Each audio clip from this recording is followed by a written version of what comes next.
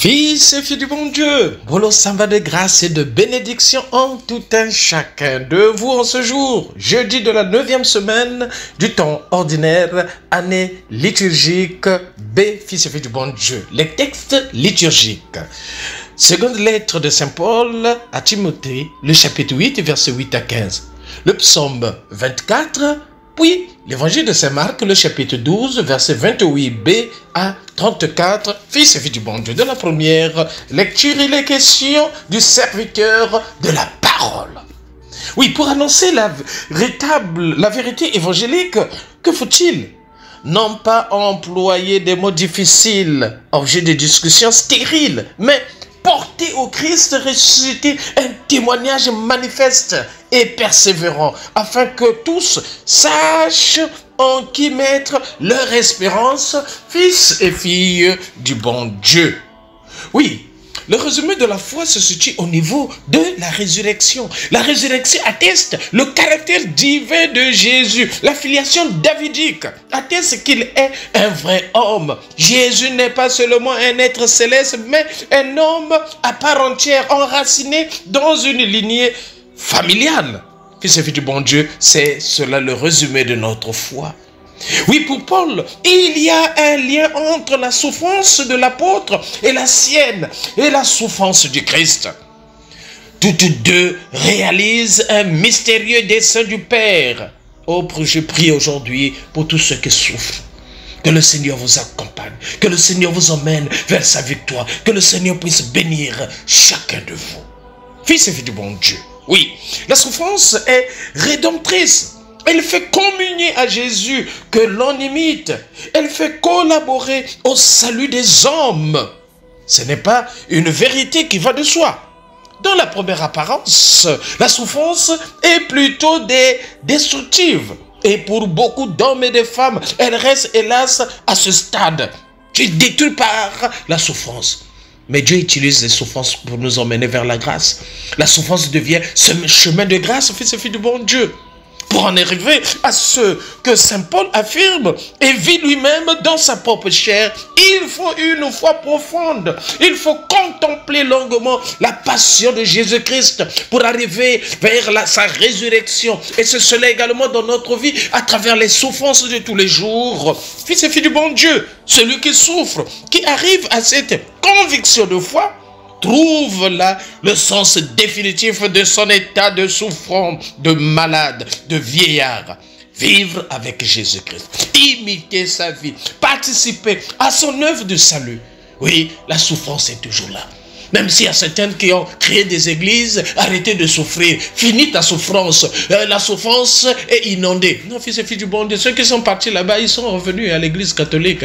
Ils se sont rendus compte que la souffrance est toujours là. Voilà pourquoi cette souffrance, il faut renvoyer vers le Seigneur, contempler ce qu'il a vécu, afin que la souffrance soit semence de grâce et de bénédiction dans ta vie, fils et filles du bon Dieu. Le texte nous dit, efforce-toi de te présenter à Dieu. Un homme qui a fait ses preuves, un ouvrier qui n'a pas à rougir et qui transmet avec la rectitude qui convient la parole de Dieu. Oui, rectitude, fidélité dans notre vie. Que les responsables de l'Église, que les hommes de Dieu puissent annoncer cette parole, mais également surtout par le témoignage, qu'ils soient remplis de cette qualité, de cette grâce, et que l'ensemble des fidèles fassent confiance à ceux qui ont reçu cette grâce, cette charge, afin que la parole de Dieu puisse évoluer. Fils et filles du bon Dieu. L'évangile d'aujourd'hui, de ce matin. La loi fondamentale du royaume de Dieu, la loi des deux amours, l'amour de Dieu et l'amour du prochain. Aimer comme le veut le Dieu unique, aimons-nous vivants, oui. Aimer comme le Dieu vivant, le Dieu unique, Seigneur de tous les hommes et toutes les femmes. C'est se donner totalement à lui et traiter tout homme, toute femme comme on voudrait l'être soi-même. Cet amour est l'âme du culte véritable. Oui, aimer. Premier commandement. Aimer Dieu comme priorité des priorités. Est-ce que tu aimes Dieu? Ce que tu fais là à l'autre, est-ce que tu aimes Dieu? Ce que tu fais dans ta vie, est-ce que tu aimes Dieu? À travers ton comportement, est-ce que tu aimes Dieu?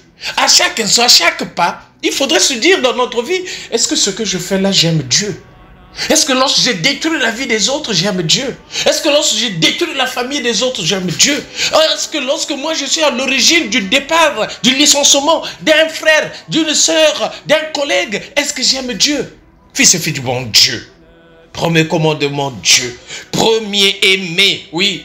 L'accumulation des termes cœur, âme, esprit, force de tout ton cœur, de tout ton âme, de tout ton esprit, de toute ta force, c'est aimer Dieu, oui. Veut signifier une plénitude d'amour qui prend toute notre faculté d'aimer, toute notre vie. Il faut que l'amour nous brûle de la tête aux pieds, de l'esprit au corps, du matin au soir, du soir au matin, de l'enfance à la vieillesse. L'amour, l'amour, l'amour. Fils et filles du bon Dieu, posons-nous la question de savoir, est-ce que j'aime Dieu? Est-ce que tu aimes Dieu? Et qu'est-ce que tu fais pour le lui prouver? Fils et filles du bon Dieu. Le second commandement, tu aimeras ton prochain comme toi-même aimé. Deuxième commandement, le prochain. Deuxième amour. Il faut tenir ces deux commandements distincts.